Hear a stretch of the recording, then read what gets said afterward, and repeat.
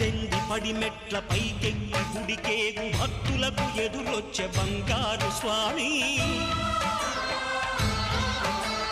ఇరుముడులు స్పృశించి శుభమనుచు దీవించి జన బృందముల చేరే జగమేలు స్వామి తన భక్తులనరిల్చు తప్పులకు తడబడి ఒక పక్క ఒరిగెన ఓంకారమూర్తి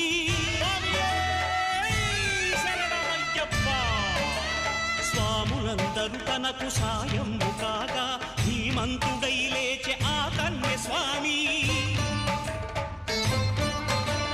పట్టబంధము వీడి భక్తతతికై